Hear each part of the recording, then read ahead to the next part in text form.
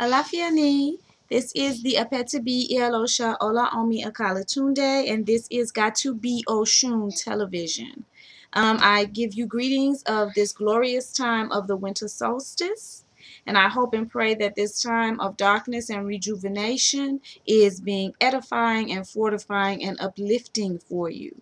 As many of you may have heard, this particular winter solstice is bringing with it a very powerful cosmic energy. And according to our ancestors, our ancient Mayan ancestors who were taught by our ancient Olmec ancestors coming from that great first civilization out of the Kush and Indus, out of the Kush Valley, out of the Nile Valley civilizations that populated and taught philosophy and religion to the entire world.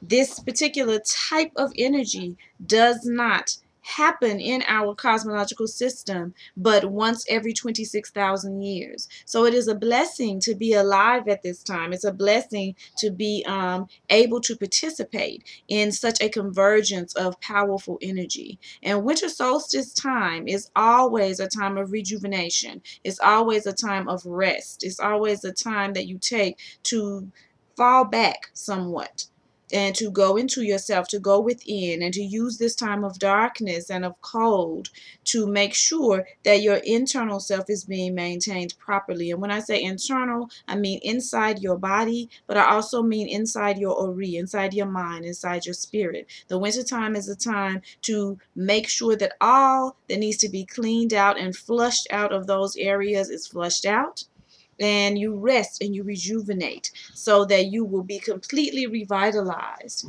once the sun returns. Please take that to your room. Thank you. Now, as we are moving through the cosmos, what we have to remember is that we are made of the same matter that Earth Mother Onile, who we are blessed to live upon every day, is made of. We are made of the same matter that the sun is made of, that the stars are made of, that the planets are made of. And in order to drive this point home, I have my daughter Fasharanti here because she always remembers this particular hekau, which is a term that means something similar to mantra. It means words of power, words sound power. She remembers this particular hekau much better than I do. But it is a hekau that was chanted in ancient Kemet by our ancestors thousands of years ago. And it drives home the point that we are the same matter that guides and lights and provides warmth to the universe. So I'm going to allow her to do it, and then we'll do the translation for you. Hello. Just want me to go like straight into it? Yes. Okay.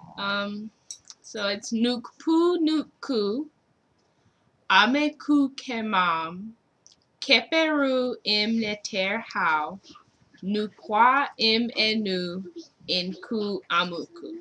Okay, and what does it mean? We want to translate it into the English language. What would we be saying? Because I am a being of light, and I dwell in light. I have been created, and I came into being from the body of Neter. I am a being of light, dwelling in light. Sure. Thank you. I do play. That's the wonderful, beautiful Fasha. You can also check her out on her own YouTube channel, which is Zychan13, ZYCHAN 13. And where she discusses a lot of stuff. A lot of stuff. That's her scientific subtitle for her channel. All right.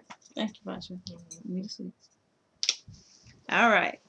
So that particular hekau drives home the point that we are beings of light. We were created from the same matter that the sun himself is made from.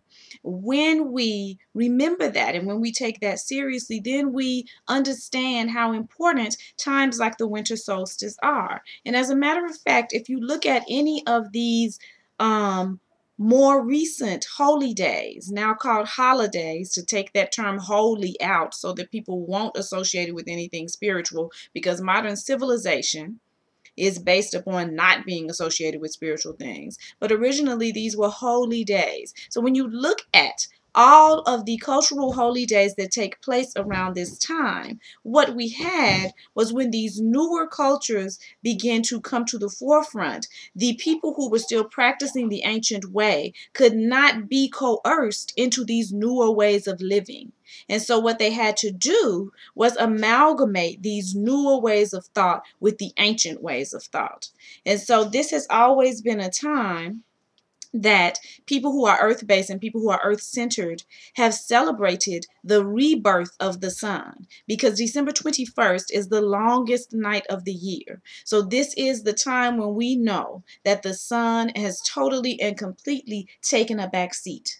And the sun is allowing the darkness to be at the forefront. And while darkness is necessary, we all come from the triple blackness of our mother's womb. We cannot live and breathe and thrive within darkness forever. So after this longest night, what the universe so sweetly and lovingly does for us is begin to make the days longer again. And she brings the sun back to us. So on December 21st, all ancient peoples had a celebration of this being the longest night, so this being the time when you would get your complete and total rest and rejuvenation, but also for the fact that after this longest night, we know and we can rest assured that the sun will return to us, bringing his glory and his light. So then what you have in these newer traditions is, this is the time when the Messiah was born. This is the time when the Son was born and all of these types of things. But they were just amalgamating. They laid their traditions on top of the ancient traditions in order to pull the masses into the celebration of these newer traditions. But that, that was just something that was commonly done at that time. The problem, of course, is when they do not pay homage to the ancient traditions, when they then turn their back on the ancient traditions or begin to look down upon the same ancient tradition that they're practicing as something inferior. You're practicing the same tradition. You're just calling it something different. But you look back upon that and say, well, that is heathenistic or that is pagan.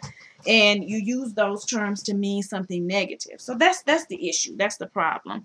But let's move on back into what we can do to make sure that we are aligning ourselves with this cosmic energy and therefore allowing it to use us so that we would then be able to continue to manifest those things that we want and those things that we need in life.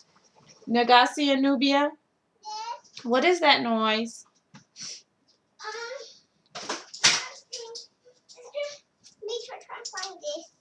Okay. Please do not pull out everything that you have, okay? This is not a time to pull out every toy that you have. Okay. Are you clear? Yeah. Okay. Thank you. So, what we want to do is first of all make sure that we're taking the time to rest, we're taking the time to rejuvenate, that we're taking the time to pause, we're taking the time to reflect. A sister friend of mine, Yvette Newell Willis, you may want to look her up on Facebook. She is the Motown Witch. Also mentioned, and another sister friend, Ia Awofalola, you can look her up on Facebook as well, mentioned that during the winter solstice, you also want to take the time to reflect over the past cycle. Now, I do not call it the past year because the new year will not begin until the spring equinox on March 21st. But the cycle is coming. This particular cycle is coming to an end. So you want to reflect on the past cycle and see what goals you've met and what obstacles you've overcome. And you want to celebrate those. And at the same time, you want to begin to meditate upon the cycle to come and see what goals you would like to meet in this coming cycle and what challenges you would like to overcome in this coming cycle, and reflect upon those and make those clear to yourself. In general, in my household, we have a light celebration. So we'll cut off all the lights, and then we will light candles, and we'll give thanks to the universe for the returning of the light. We give thanks to the universe for the darkness and for allowing us to go back into the darkness of the womb universe. And then we will thank her for bringing back the sun, because we all have to have that particular energy source for life. This is a solar system. We are solar beings.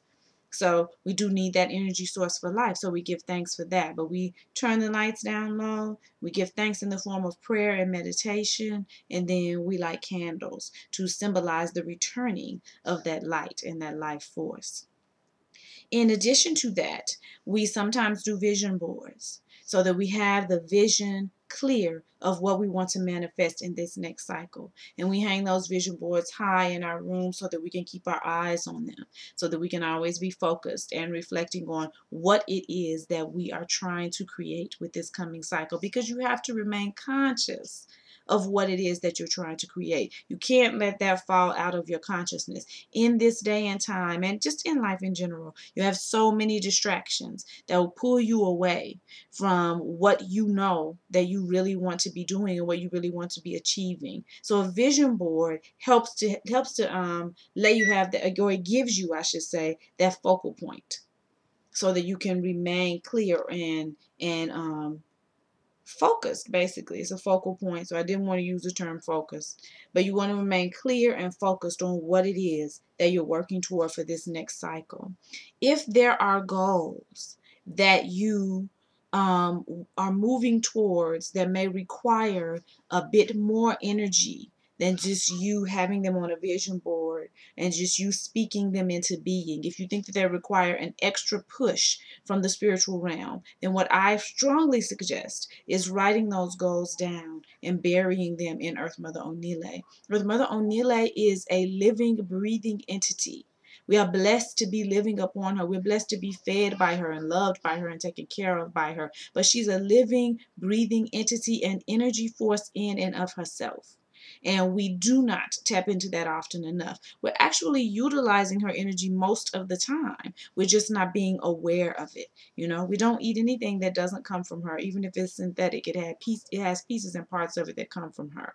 We don't go anywhere and not be up on her. You know, we're constantly dealing with her energy. So when you write down your goals and bury them in Earth Mother Onile, you are being consciously aware. You're making that conscious connection to her and utilizing that energy to help propel your goals forward. When you do this on the winter solstice, then what you will see is that by the spring equinox, which will be March 21st, these goals will have manifested. So those are, I think I shared 3 rituals that you can do at this time to make sure that you are aligned. Now, as far as your temple, your body temple, this physical manifestation of your spirit that you walk around in every day, and that allows your spirit to reach and meet the goals that it's trying to reach and meet. What I suggest, of course, is a wonderful cleansing fast. You are closest to the source when you are not full of toxins that pull you away from the source. Your mindset will be clearer. Your actions, your thought processes, all of these things will be clear and will be guided by the light within you, because the light will be shining more brightly. It will not be dimmed by having toxins within you. You have to take the time to clean your temple. You have to take the time to do that. Just like we would not get up every day, as is tradition in any culture of color, to bathe generally several times a day. So you would not get up on any day and not bathe the outside of your body temple. So you can see that within that 24-hour period, you have to slough off those dead skin cells and any toxins that you've accumulated on your skin. You can see that. That's clear to you. But you should not go through the cycles of life without cleaning out that internal part of yourself as well. Just like you have to clean those toxins off of your skin every 24 hours, then every equinox, every solstice, you need to clean those toxins from inside yourself, or they will accumulate and they will cause disease, and they will cause intense, improper emotions, and they will cause you to make incorrect decisions, because the toxins will be speaking from inside you. Our ancestors in ancient Kemet called blockages in the colon the dreadful ukedu. They saw it as an evil spirit in and of itself. And anytime you were able to release that blockage that was in your colon, they saw it as releasing an evil spirit from inside your body temple. So this is a magnificent time to fast. You are aligning yourself with this energy of rejuvenation, with this energy of cleaning, and this energy of healing, this energy of toning down, some of those very, very aggressive activities that we may have to participate in. This is a time of relaxation, of hibernation, and that is a very good time to allow your digestive system to be doing that as well, relaxing and hibernating. The way that you allow your digestive system to relax is through fasting. So for this particular cycle, I watched Kepra Anu, who is a brother's whose YouTube site you should check out. Kepra Anu, KhepraAnu. And I watched his video on Winter Solstice, and he suggested, or what he is doing, is starting his fast today, which is the 13th of December. And that is the new moon. And the new moon is any new moon of any month is when you begin things, when you start your new beginnings. This is the best time to begin things. The moon has completely gone down, gone away, and she is about to begin to grow. So anything that you start on the new moon gains power as the moon is growing. When it is the full moon, this is the time that you start any activities that you want to destroy, that you want to diminish, because the moon is full and then she's going to wane and wane and wane until she's a new moon again.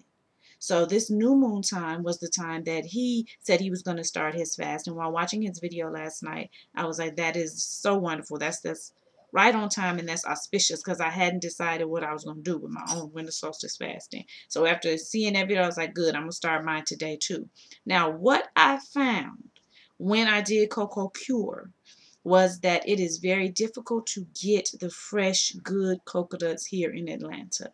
If you're in Florida, if you're in the Caribbean, if you're in Africa, it's easy, is my understanding, to get the green, the actual green young coconut and drink the coconut water. But here in Atlanta, it's difficult to get that. From time to time, they'll have it at the local farmers market, but they don't always have it. So I did not enjoy the Thai coconuts, and they just don't taste the same. After having lived in Barbados, there's a specific way I expect coconut water to taste, and I felt with the Thai coconuts I could taste the chemicals that were in there, and I really did not enjoy the bottled coconut water, not for the purpose of fasting. So what I've decided to do this time, and it was spoken of in a video that I was watching by the father and the godfather of raw food, or of live food, or what he calls fresh food or sun-fired cuisine, Dr. Aris Latham, Arislatham.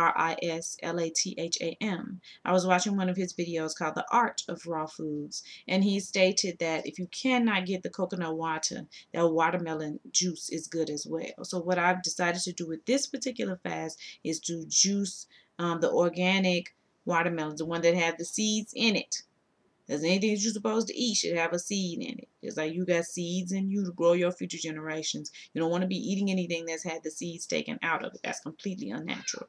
But with the organic watermelon, I'm going to be doing my fasting and making just different types of juices using the watermelon and using my blender. Now, I may add some bottled coconut water to it from time to time, but I don't want to make that the focus of my fast this time. So that's what I'm going to use for my fast beginning today. So this morning, I started the day with watermelon and ginger, because the ginger also helps to cleanse. Because what I'm really trying to do is make sure that my colon is cleansed, that my insides are clean and ready to move into this new cycle. I do not ascribe to any sort of apocalyptic way of looking at the universe. I just do not. I don't concern myself with the coming of an apocalypse. There's no tradition that is ancient that concerns itself with that. All traditions that speak of the quote unquote end of the world are these new traditions, these Johnny come lately traditions. But most ancient traditions are clear that the way that people live has evolved over time. So if we talk about the world, if we talk about our lives and how we live them, those things have ended and began many times. So if this particular way of living life is coming to an end, then that is something that we should embrace, that we have to embrace. It's not something for us to be fearful of. It's not anything that we could run from, even if we wanted to. So that is something for us to embrace. And as I was saying yesterday on Facebook, it's the end of the world as we know it, and I feel fine. I'm very happy to see the patriarchy coming to an end. I am ecstatic to see capitalism and mercantilism coming to an end. I'm ecstatic to see imperialism coming to an end, because all of these wicked systems were built in the womb of my mothers. So why would I be afraid to see them fall? Why would that be something that would cause me fear? Why would that be something that I see as an apocalypse or something bad? I see that as divine judgment. I see that as correctness. And I am ready for that in any form that it comes. So I most definitely am embracing that. Whatever is coming, whatever will change and shift with this particular equinox that our Mayan and Olmec ancestors were warning us of in their ancient teachings, which, by the way, were mostly destroyed by the wickedness of the Portuguese priests when they came and found all of these beautiful writings that the Mayan people had done of their history going back tens of thousands of years. Portuguese priests burned most of those.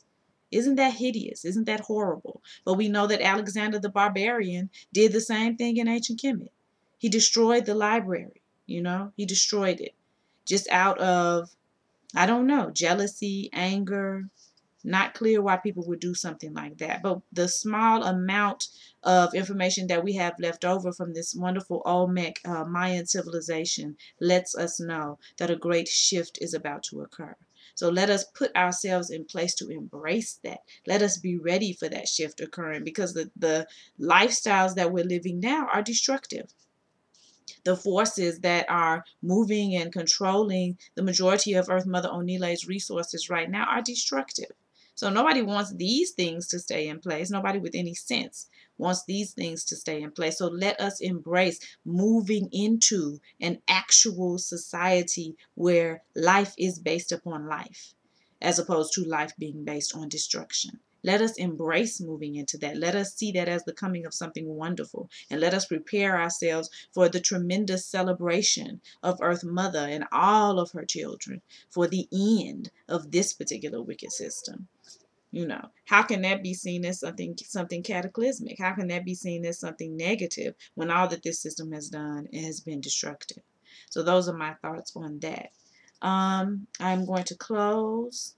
Peace, love, and light to everyone. The earrings that I'm wearing are Shelewa Wearable Art. You can check her out on Facebook, SELEWA.